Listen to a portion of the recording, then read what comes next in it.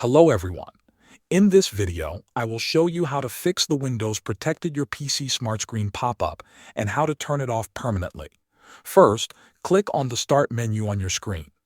In the search bar, type Windows Security and open the app from the results. Once the Windows Security window opens, look at the left side and click on App and Browser Control. This section manages how your system checks apps and files. Now, find the option called Reputation-Based Protection Settings and click on it. This will open more detailed controls. Here, you will see a setting called Check Apps and Files. This is the main SmartScreen feature that shows the warning message. Turn this option off by clicking the toggle switch. After that, scroll down a little and find SmartScreen for Microsoft Edge. This setting blocks downloads that it thinks are unsafe in the Edge browser. Turn this option off as well.